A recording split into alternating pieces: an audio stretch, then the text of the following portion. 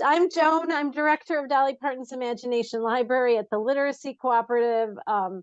We are so happy to welcome all of you today to this wonderful program from Connecting for Kids. They have a behavior basics toolkit that they have created. They have this whole presentation that they have put together. We are going to record the first half hour of this presentation, so Ochanya's presentation, and then we're going to stop recording, just so you know, so that you can ask your questions without worrying about, it's just going to be easier for you to talk about whatever issues you're concerned about and whatever questions you have. If there can be a back and forth for them to glean more information from you to be more helpful with the answer. So I'm assuming a lot of you have children or have had children enrolled in Dolly Parton's Imagination Library. So if not, if you have children under 5 and your children are not enrolled, we want them to get enrolled, to get free books from us every month and from birth until they turn 5. You can go to our website, literacycooperative.org, to do that. And there's a lot of people still coming in. So I'm going to just remind you also that at the end of this program, we'll have a survey for people to fill out that my colleague will put in the link for you. This is part of our Healthy Families program series. We've been doing virtually. We might try to do some in person at some point, but we did an entire series last year. If you missed those are available on our website at literacycooperative.org. Depending on if you're getting on via phone or computer, if you go to About and you scroll down, my colleague just put, she just put the Imagination Library sign up in there, and we can put the link to the resources page as well. But we videotaped we recorded almost all of our presentations last year. And so those are on YouTube for you to watch at your convenience. One's about healthy sleep, about nutrition for good brain health and learning, about physical activity, stress reduction, ages and stages, speech and language development, birth to 5. So we got a whole host, and they're often, someone can't hear anything. But can other people hear us? Can you signal if you can hear us? Yeah. Okay, so I think you might, whoever just put that in the chat, maybe work with your microphone a little. Anyway, we have those resources available for you. And then I would like Nicole Born-Crow of Connecting for Kids to talk a little about your organization, what you do. They have a wealth of programs and resources and podcasts to help families who have some concerns about their children's development or not. I mean, we all have concerns. If you're a parent, you have concerns, right? Mine's in college, so, but he's doing all right. But you're still concerned. I remember I'm a former kindergarten and preschool teacher as well, so many relationships with families. And then we have our Nicole. I'm going to let you introduce our wonderful presenter and maybe talk about the logistics for the evening, like of how we're going to manage Q&A later and stuff. Absolutely. And absolutely. Okay. All right. I'm going to try. Welcome everyone. All right. So let's see if I can actually manage to not have tech difficulties. Let's see. I can do it. All right. Thank you, everybody. I really appreciate your patience as we get all of this tech figured out. It's never on our side. So I am here from Connecting for Kids. My name is Nicole Born-Crow. I am the program manager. I'm a mother of 3. Some of my kids have just typical concerns like being mean, 8-year-old children who don't like me very much. And then I have children who have some complex needs and autism and anxiety and all the other fun things. So I really have walked the walk and can definitely be a resource to any of you who have questions.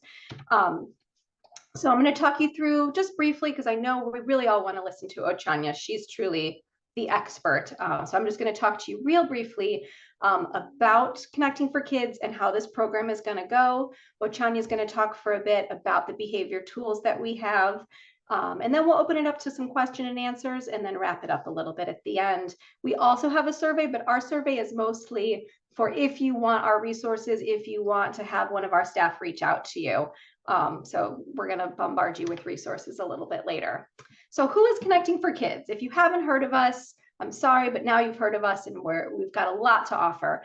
So we've been around for about 11 years. We provide community resources and support for any family who has a concern. And as Joan said, we all have concerns. If you're a parent, you're concerned.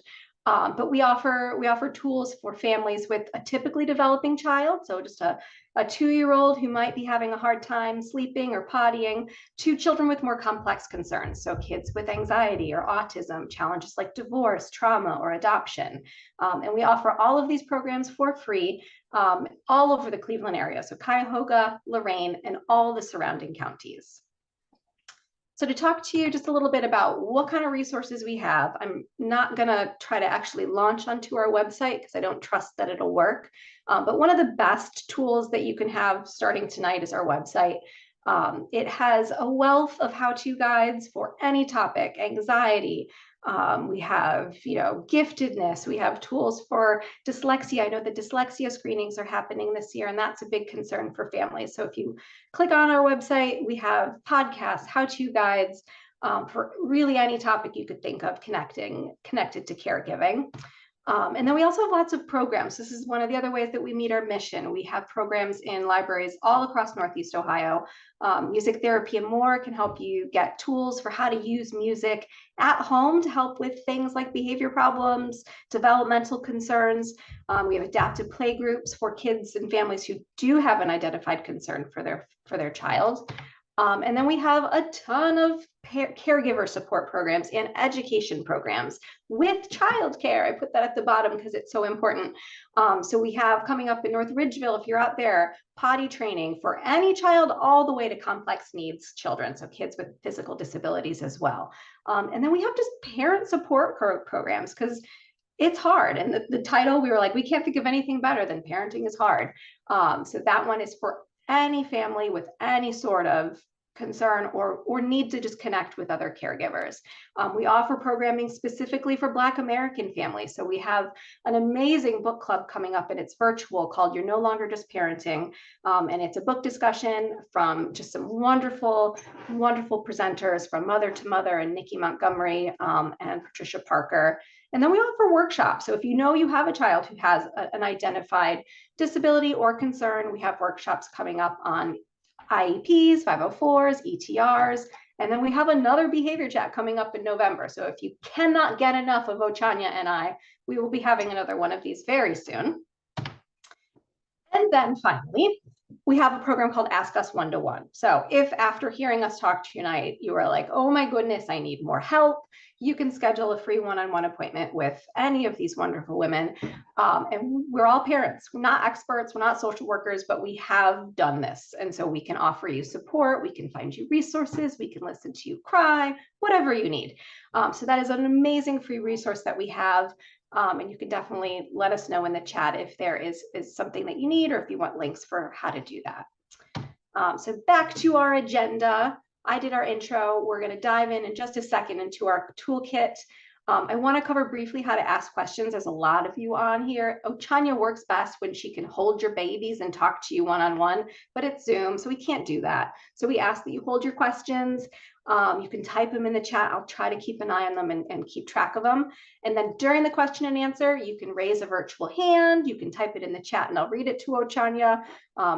We'll probably only have time for 5 or 6 questions. Just know you can reach out to us. We can try to help you after tonight's program if you didn't get your question answered. And then at the end, we'll wrap it up with a survey. And then I think Joan has a survey for you as well. So one last slide, and then I'm going to toss it over to Ochanya. Okay, Ochanya, are you ready? You almost ready? All right.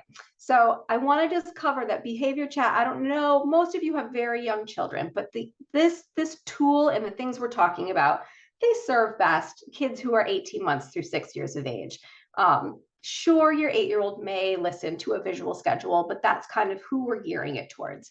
And it's important for you to understand that none of this is meant to be an individual consult. We want to help a few of you problem solve things, but really what we're looking to do is help you feel more empowered to use some of these tools at home. You know, Ochanya can solve your problem tonight, but she's not going to move in and help you raise your babies as much as we'd all love to. So what we want to do is teach you how to use some of these tools. So we are here for you after tonight's program, but just know that this is going to be kind of geared to the general public. I think I am done talking. So Ochanya, if you would like to unmute, we are going to get started with the behavior chat. Wonderful. It is so nice to be here with everyone this evening. I want to thank you in advance for your time and attention. We have a lot of really fun stuff to talk about. As Nicole mentioned, I love the engagement. So there may be some moments where I just kind of pop a question out there for you. Feel free, as she mentioned, to, type it in the chat or, respond with some of the reaction buttons. We really like to keep these conversations, and it is a conversation, as dynamic as possible. So without further ado, we're going to hop right into it and talk about tools for impulse control. I know that impulse control is one of those areas of concern that a lot of people have, whether you're dealing with a little one who likes to run because they're going towards something they want, and they don't stop, to think, or, there's something else that they're struggling with, like reacting, to an extreme emotion like upset or sadness or something along those lines. So in the toolkit, what you're going to find is these visual images here. There's a stop sign, which is, hopefully universal. And then also wait. These are things that you'll need to teach. And so I like to recommend when you're introducing a stop or wait indication, work on it outside of the situation where they struggle. Make it a game, make it fun, and really use that opportunity to teach what it means to stop or what it means to wait. So that way, when you present it in the moment, when they are struggling with controlling that impulsive behavior, it's not something that's completely foreign or alien to them. They kind of, are able to retrieve like, oh, I remember this. We played, red light, green light with this, or we played, don't touch the candy on the table with this. I have to wait. So there are different ways to kind of roll that out, but this is definitely an area where a lot of our families, want the support, and this is a fantastic place to start. Okay, next slide, please. Working on it. It's being a pain. There we go. All right, transition tips for families. When we talk about transitions, I think a lot of times people think, we're talking about going from point A to point B. And I like to remind our families a lot of times that it's not just about a physical transition. Sometimes it can be between activities. Sometimes it can be between a preferred activity to a non-preferred activity, which I struggle with, you know what I mean? So I think there are different ways that we can really define together what a transition is. And so when you have a child that's struggling with any kind of transition, some of these areas that we are highlighting here for you are ways to help prepare them for the transition. Number one, you want to stay consistent as possible. So if you know that it's always a difficult time transitioning from our video game time or our free time or coloring time to getting ready for bed, putting on pajamas. If this is a consistent problem, you want to try to build in a schedule as much as possible so that routine is as predictable as possible. And then that predictability is going to help make that transition a little easier. We always love utilizing social stories so you can prepare for big transitions like going to the doctor, right? Or first day of school, things of that nature. Social stories are fantastic tools that will assist with preparation for that big transition. And we do have some examples of those later in the presentation as well. Allowing for extra time. So if you know it's a struggle to get out of that door and you've got one shoe on and the other shoe just went flying across the kitchen, and this is the thing that gets you stuck every single morning, allow yourself that extra time. So if you know that it's going to be difficult to get ready for school, get yourself up maybe a little earlier, or start the process of getting ready for school a little earlier, so you can build in those, additional moments to allow for the flexibility that that routine or that transition might require at that time. Offering choices. A lot of times people hang up on me when we start talking about giving kids choices, but hear me out, friends. This is very important. Hear me out. Sometimes what we end up doing as adults in the situation is we stick to our guns and we hold firm to what we are saying we need to do. And it literally just boils down to, well, this is what I said, right? And then you get stuck in this battle of the wills. But really, really, really think for a moment, is this a situation where I really care if we put our pajamas on before we brush our teeth? Do I really, really, really care if we eat the broccoli on our plate instead of the chicken nugget first, right? So really identify like the areas of struggle or battle. And if there are opportunities or if there's room for adding choices. A lot of times when you give a child a choice between activity A or activity B, or option A, option B, right? It's giving them a little bit of that control back. And when you're struggling with transitions, sometimes feeling like you don't have control over what's happening can be the root cause of that. So allowing that choice and relinquishing just a little bit of that mama bear or that papa bear in the situation, and making them a part of the decision making, sometimes that can help aid in the transition as well. Okay. Remembering any sensory needs. So sometimes sensory activities can really aid in a transition by bridging the difficulty from point A to point B, right? So we offer sensory break cards where you can kind of pick different activities, whether it's something calming, or if, an occupational therapist, for example, has made the recommendation of like pressure or a weighted vest or something along those lines. If sensory is something that is a part of the day-to-day diet, incorporating that into the transition can make it a little easier for our friend as well. Counting down, the big warning, the big ticket, right? Sometimes people don't realize, we can pivot at the drop of a hat, but sometimes our friends need a little bit of extra time to process exactly what's happening and why it's happening in the moment. So if you have the opportunity to say, all right, we got 3 more minutes left on the iPad, or 2 more minutes before swimming is over, right? Giving them that heads up, and whether it's using a visual clock or a timer on your phone or a timer on your iPad, there's so many different apps that have cute little timers that, complete like pictures of different things to kind of make it like, oh, okay, I can see that when the puzzle's finished, that means my time is up. And I know that means it's time for me to transition away from what I'm doing. Visual schedules. I use visual schedules. My husband uses visual schedules. So visual schedules are our friends. Being able to draw out either pictures or write out a list of specific things that we need to get done. Again, that predictability and knowing, okay, this is what I need to do next, makes the transition less chaotic. And it also makes it a little more predictable for everybody involved. Transition objects. So if you have a friend who needs a little reassurance that that transition is going to be okay, and they're going to be okay at the end of it. If there's like a special toy or doll or something that brings them comfort, it's okay to let them transition with that item in their hand or in their possession. Again, kind of thinking about it from the control aspect. If that's something they need, it might look a little different to other people who are watching, but it's really not about that. It's about making sure that they're comfortable and using their independent skills as much as possible, doing something that's very difficult for them. Okay. Last 2, we have transition songs.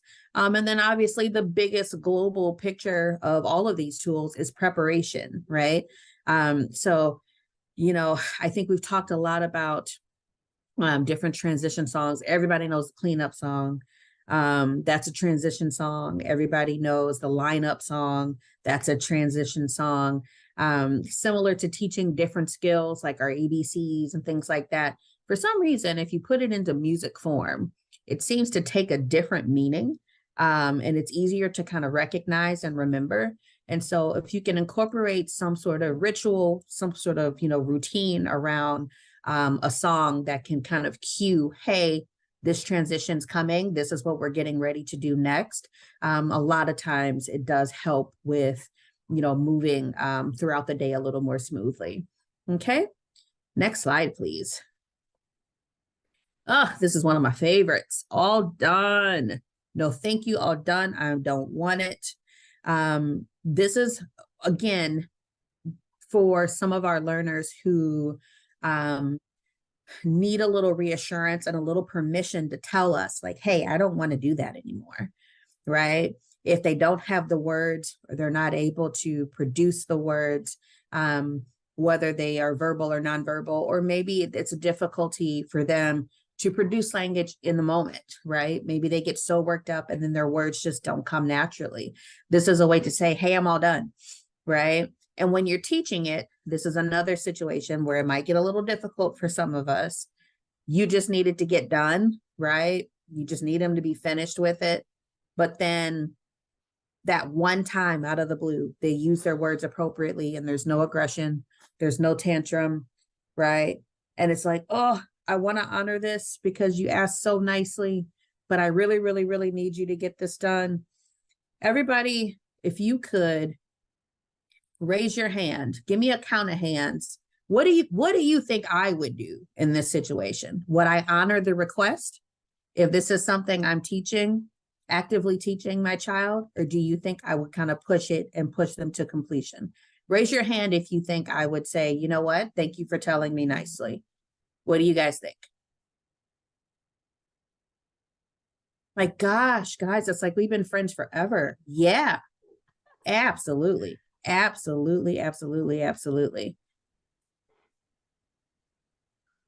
Absolutely. I see it depends. Okay. Thank you for your honesty there. This is one of those situations where it's really tricky, right? It's really, really, really tricky.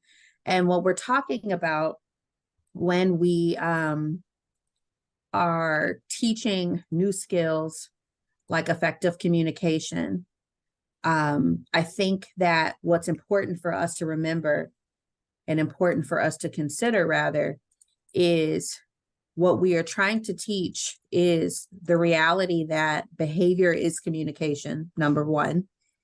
And so somewhere along the line, our child has inadvertently learned that this is how I get what I want by engaging in these behaviors, because when I do this, you stop, or when I do this, you give me what I want, right? This is an opportunity to teach them that, hey, there's something else that's more socially appropriate and more functional that's going to get you the same outcome. And so as difficult as it might be in that moment, right? If we're teaching the phrase all done, or if we're teaching, hey, like, please stop, or something along those lines, and this is the alternative choice, as opposed to eloping or running away or hitting or dropping to the floor, right? If this is the choice in place of the things that we were doing otherwise, absolutely, you're going to want to try to honor it the first time. And it's going to drive you crazy. You're going to feel like you have lost it's going to feel like Ragnarok. You're going to feel like you lost the battle. Thor took the hammer and nobody's coming to save you. You're going to feel so defeated, but your child's going to feel so empowered because their words and their voice was actually heard. And that's what we want to focus on when we're shaping new behavior. Okay. All right. Did we skip something? Yeah, it went a little haywire. Sorry here. Let's go back one. I think it's feeding off of my excited energy. I know, man, that all done icon just. It takes me there every time. Every time. All right. ABC data sheet. Very good. So this is one of my favorite tools on the planet. And I want to make it very clear. The goal is to not turn anybody into behavior technicians or RBTs or BCBAs, of course, if that's the direction you want to go in, right? But sometimes we need to collect data in order to keep track of our own behaviors in the situation, context about our environment, if we're just at a loss and don't know why something's happening, right? But also keeping track of consistencies or inconsistencies in how we're responding to our child's behavior. And that's the whole purpose of ABC data, okay? So ABC stands for antecedent, behavior, and consequence. One quick clarifier. People hear consequence and they automatically think punishment. Consequence does not mean punishment. The true nature of consequence is what happened immediately after something else happened. What was the immediate response, right? So the consequence can be positive, it can be negative, it can be a reinforcement, it can be a punishment, right? We'll get into those nuances a little later. But for this data sheet specifically, we're only talking about what happened immediately after a behavior, okay? So let's go through each category just real quick so you understand what goes in each box. Nicole, is there a way to scroll down so they can see the whole box, or is it just the... Yeah, this slide has it cut off, but let's imagine that you have a whole sheet full of grids of lots of different boxes to fill out here. Very good. All right. So we're all using our imaginations. I can do that. I can be imaginative sometimes, right? So the first box we're working with is your antecedent, okay? Cool thing about antecedent is you don't have to think much about it. Do not put a ton of thought into your antecedent. It is literally what happened right before the behavior. Now, when you're talking about behavior, this will be, a situation where you've identified, okay, I'm only targeting hitting, or maybe I'm targeting crying, or maybe I'm targeting, you don't want to target a whole bunch of stuff because then you're kind of going to be all over the place. When we're talking about behavior reduction, you want to pick the most intrusive or the most dangerous or the most disruptive thing that's happening in the situation for your child. And that's where you want to start. So when you're looking at your antecedent, right, it could be something like, I walked into the room and turned the lights on. It doesn't have to make sense. It doesn't have to tell a story, right? It may sometimes seem like it's completely random or out of the blue. That's totally fine. You just want to write down what happened immediately after, whether you think it's related or not, okay? When you get into the behavior, you want to be very specific. It's just the topography, meaning what did you see? What did it look like? Okay. So if it's dropping to the floor, write dropping to the floor. If it's crying and hitting, write crying and hitting. What we don't want is, well, he walked into the room and got an attitude because I told him that he couldn't have an extra popsicle. And the next thing I know, that's too interpretive. We don't want to get into interpreting what's happening. We just want to write down exactly what we saw. Okay. And then finally, that consequence box that I mentioned a little bit earlier, what happened immediately after the behavior, right? So the child drops to the floor, they're crying, they're hitting, they're kicking, whatever it is we're targeting. Did you walk away? That will be a consequence. Did you tell them to stand up? That will be a consequence. Did you pick them up? That will be a consequence, right? It's literally just whatever happened immediately after. Try not to assign emotion to the consequence. It's just what happened immediately after. And then any special notes, right? A lot of times when we think about different behaviors, sometimes we have to take into consideration different learning environments, like a different home, or maybe they're at grandma's versus where they normally sleep. These kind of notes and these kind of details, medication changes, maybe they didn't eat breakfast. These are the things that you're kind of thinking about that could possibly contribute to what's happening. But you want to put that in the note section. You don't want to put that in the antecedent behavior or consequence area. Okay. I love it. I love it. I love it. I love it. And then what you do is after maybe 7, 8, 9, 10 days or so, right? You can sit down with your behavior specialist, or you can sit down with your spouse or your partner, and you can say, all right, let's look over this and look for some patterns, right? And this is all this does is help you identify things that you wouldn't normally notice in the moment. And that's what makes this tool so powerful. So You may not feel like a behavior nerd just yet, but I guarantee you, once you sink your teeth into this data sheet, you're going to feel like you can look at just about any behavior data and kind of know what you're doing. I promise. Okay. All right. When we do this, we do these programs in bits. So we will have a whole program at some point on just this ABC data sheet. I think that's so important for everybody to understand that Ochanya is kind of rushing through these. But this is such a really brilliant tool for if you have a behavior that you especially don't understand. And Yes. we'll get into this so much more, but like, I guess adding some context, especially to this one that seems especially behavior nerdy, like Ochanya and I are, is for the behaviors that you're like, I don't know why my child comes home and screams at the top of their lungs when I put on David Bowie. Well, you know, unliked behavior that maybe they don't like your dance moves. So just adding a bit of context to that. Dance, magic dance. Right? I just showed my kids that. All right, let's see if I can actually fast forward here. All right. Fantastic. So we talked a little bit about data analysis and really trying to dive deep into the whys behind the what. When you're teaching new behaviors, especially replacement behaviors that are really difficult, we want to talk about reinforcement, right?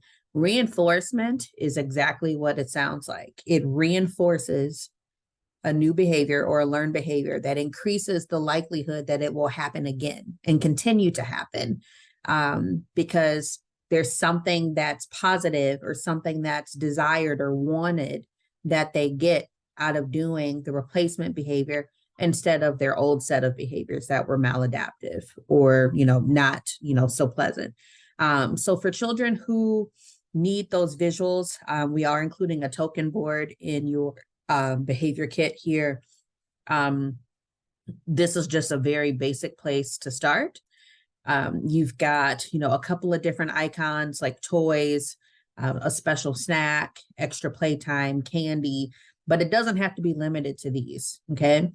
You want to first work with the child to identify what is it that's motivating to them in the moment, right? Sometimes it's just a break. Sometimes it's just getting away from the task or the expectation that is equally rewarding as, or in comparison to like actually earning something. So it could be a break icon and you would put that in the I earn box, right? And then you would set criteria for these little stars.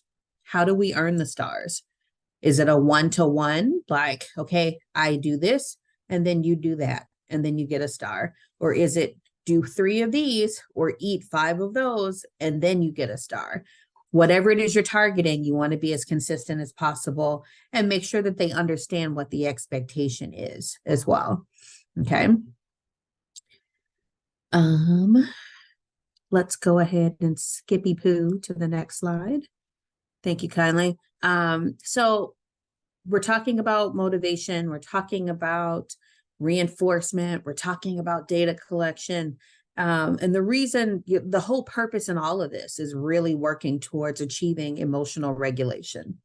It's a lot easier said than done. Some of this may look a little similar to the transition tips that we talked about, because a lot of it does crosswalk or parallel with some of these additional skills that we're discussing. So when there's a situation where our friends are getting super worked up or they're having a hard time regulating their emotions, sometimes it's easy to kind of tell, right? And then other times there's a whole bunch of internal events that we can't necessarily observe and they just shut down. Regardless, it's about emotional regulation and figuring out how to push past, the difficulty that they're experiencing. So some of the tips that we like to recommend, and some of these may be more appropriate than others for your child, depending on age, talking to a grown-up. So if there's a safe person that they talk to, whether it's you, another parent, a grandparent, a special teacher, or an aide in their classroom, identifying that person and being able to go to them and say, hey, I'm really struggling. Like I'm really, really frustrated, right? Or I don't feel right in my body. I need a break. Helping them identify who those safe people are and giving them the empowerment to be able to talk to them and advocate for what it is they need at that time. Drawing or coloring can sometimes help really work through some emotional dysregulation. I think a lot of times for children who enjoy drawing or coloring, sometimes we have a hard time letting them do something they like when they're showing us that they're not having the best time, or maybe they're screaming or crying or yelling. In this situation, it's not necessarily giving them what they want. You're using it as a self-regulation tool to assist with a little bit of a distraction. Sometimes when you pair a secondary task with a primary task, when the brain is doing all kinds of stuff, we see this a lot of times with kids and adults with ADHD, right? It's why fidgets exist. Sometimes that secondary task can help focus the brain, so that primary task becomes a lot easier. And then we can talk about like, okay, well, I didn't really like when you told me that I had to eat peas when I was really in the mood for corn tonight, right? The things that come out like once the communication is there. So don't be afraid to, kind of allow preferred activities into this process as well, because sometimes it's reestablishing that trust. Counting to 10. So I like the finger roller coaster. Sometimes you can do that while taking your deep breaths. So like in and then out, and then in and then out. That's often, very successful. Listening to music. So sometimes like I self-soothe by listening to music. You should see me trying to vacuum. If I don't have on music, it ain't happening. It's not happening, friends. I'm letting you know. So because emotionally I'm dysregulated and don't feel like vacuuming, right? So listening to music is a great addition to really adding some calm to the situation.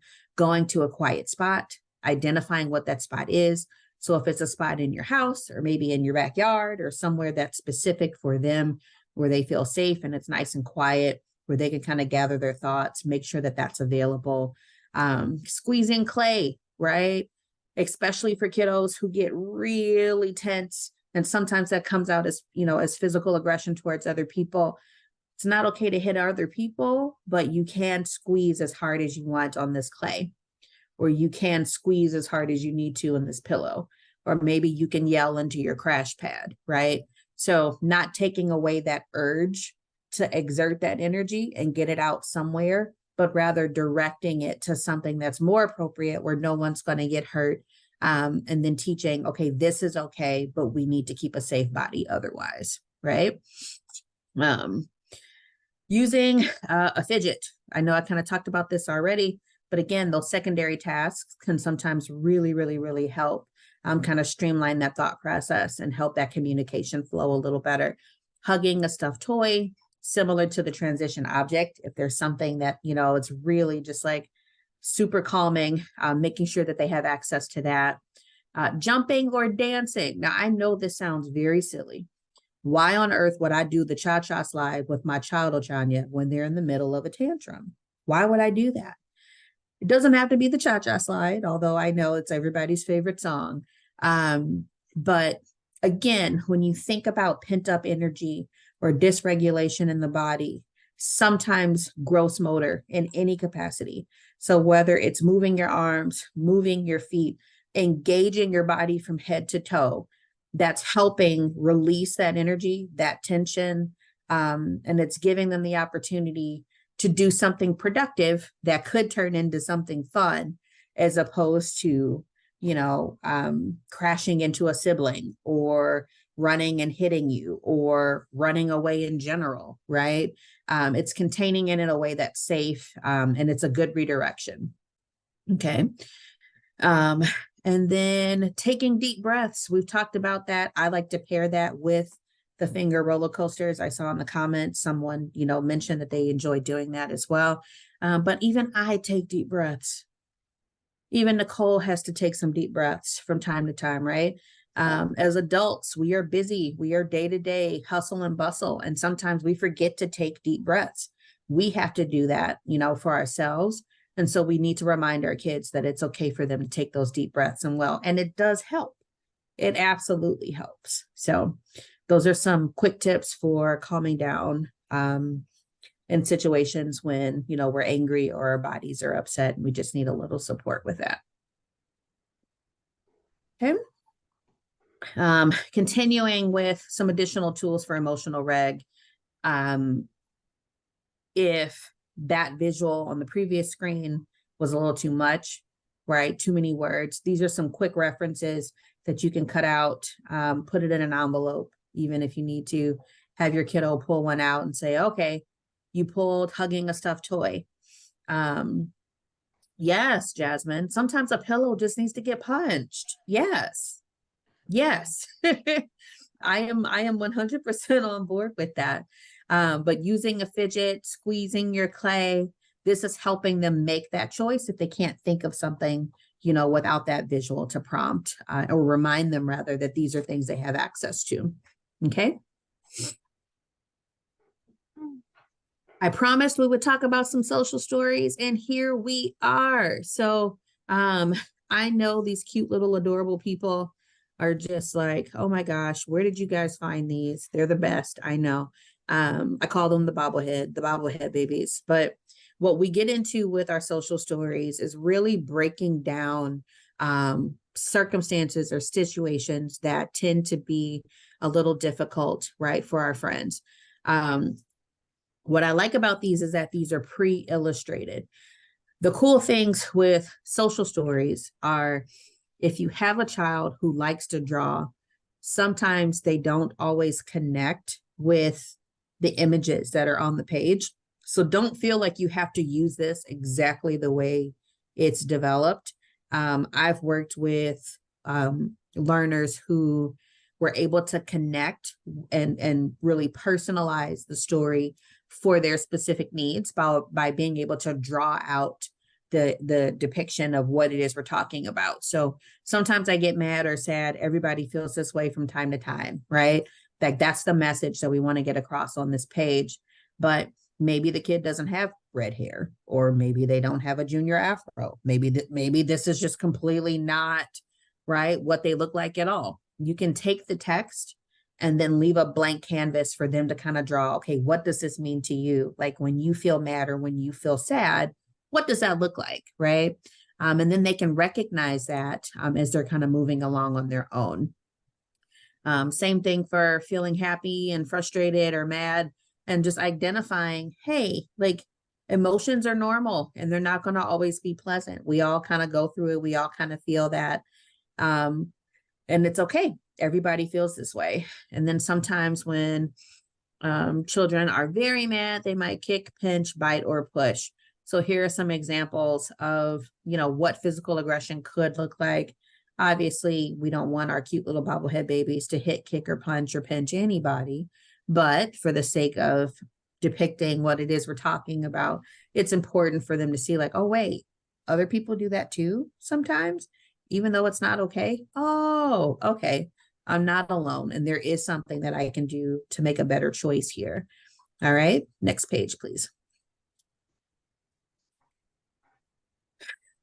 So continuing through the social story, we're showing a friend who said here, this is where your teaching starts. You've already addressed kind of, okay, this is what it feels like, and this is what I'm struggling with from time to time.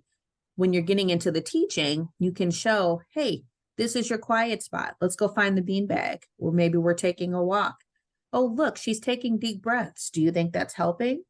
Or do you think, she maybe needs to squeeze some clay instead?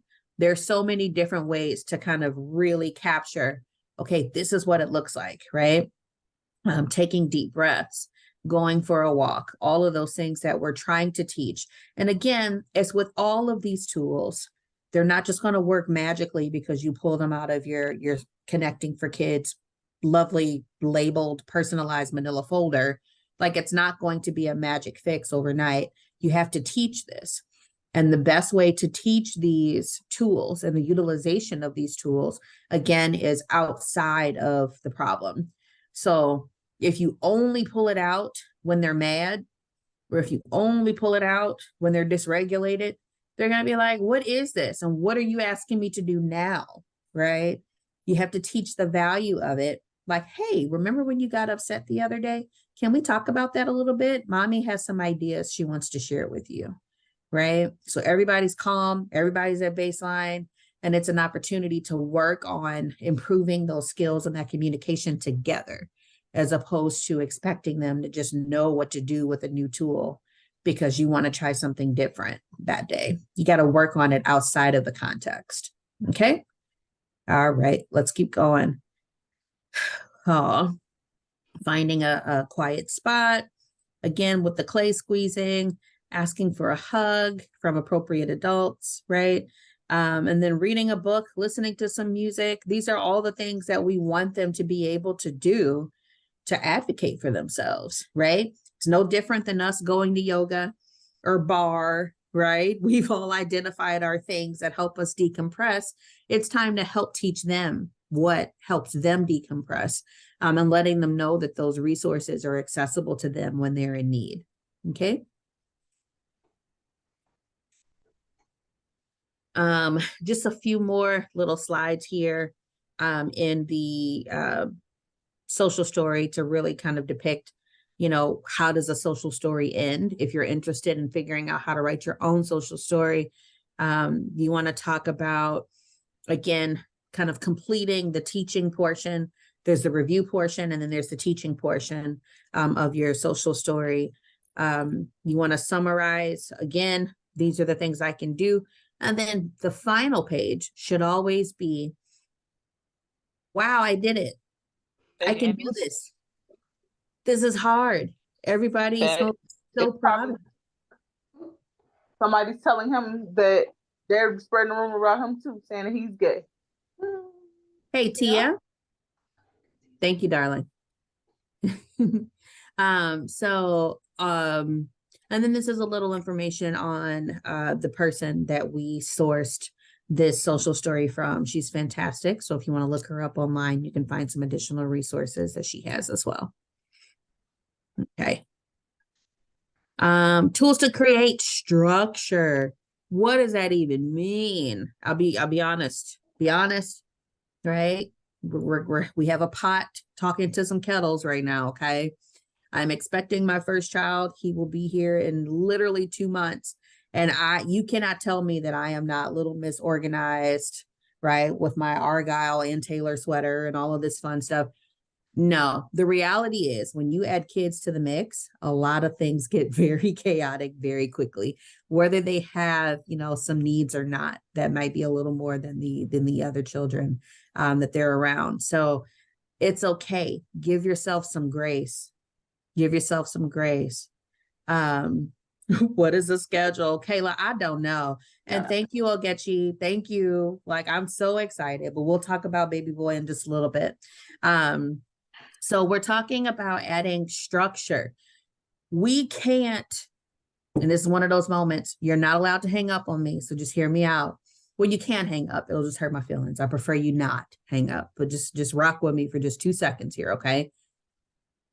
Creating structure, right? If we are disorganized, if we are constantly late, if we never have our ducks in a row, how are we looking at our children like, you didn't get ready on time? And they're looking at us like, neither did you, ma'am or sir. Like, what are we doing? They're doing what we're doing, right? And so it's okay when things get a little crazy, right? But the way you approach that conversation is, you know what? We are running late today. Not you made us late. We are running late today. Or mommy woke up late today, right? Own your part in it. It's so hard to do, but let's own our part in it. And let's help our children figure out like, okay, I need to do better also, but it's not entirely my fault that we're in this situation.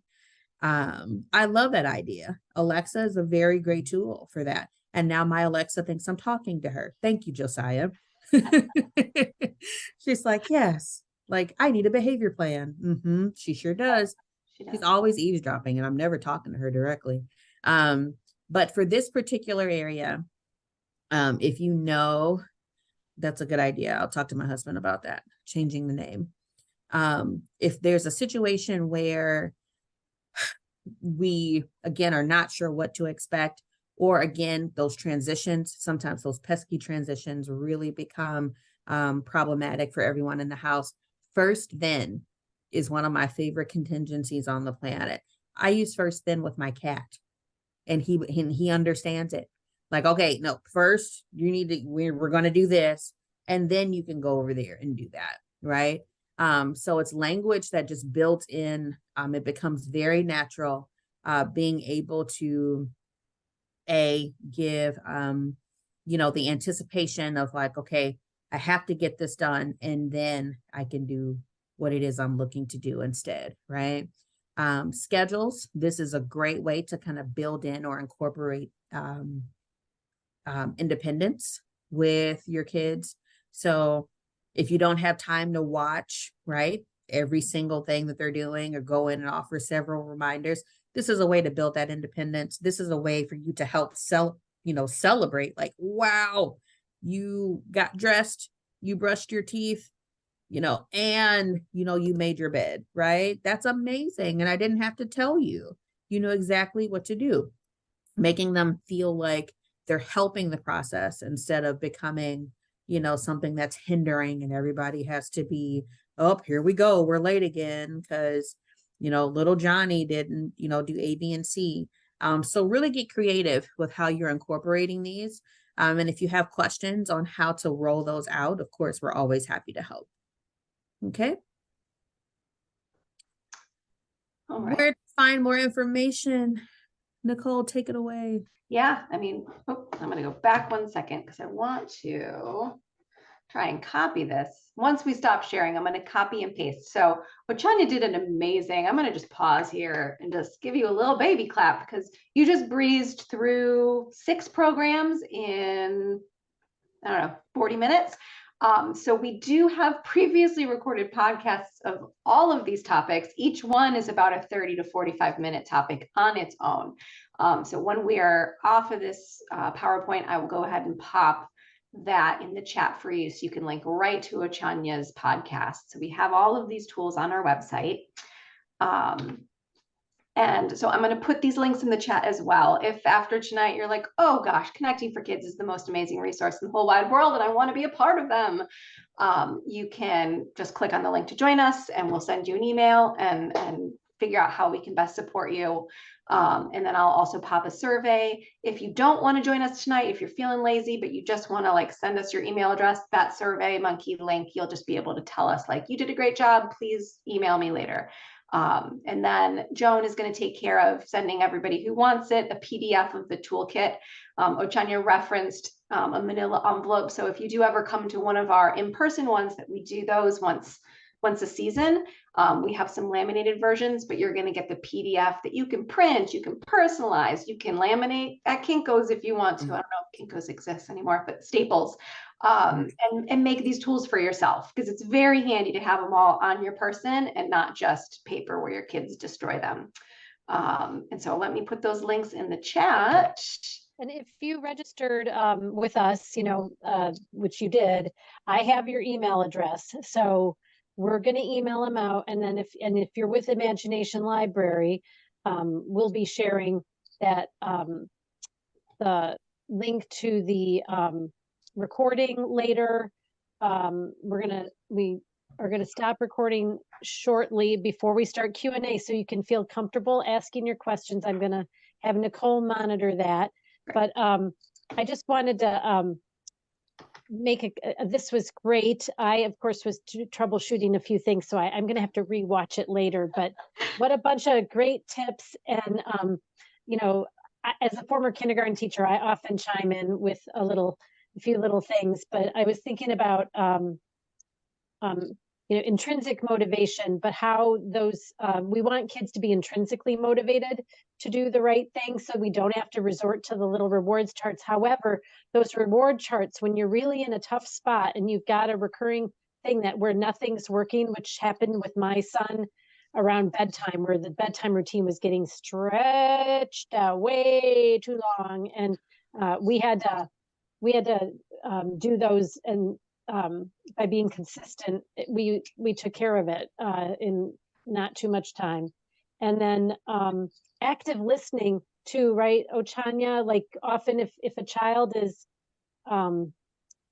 melting down, sometimes just by reflecting back, something that can help. But I think again, like catch them being good, but and go do taking to reinforce the fact that out of context, to go back and talk about things that happened before, and then giving them a choice too about which of these do you think, maybe like you had all the options for the different things they could do, the different strategies, but you might be offering them a choice of which one do you think would work best, which one do you want to try.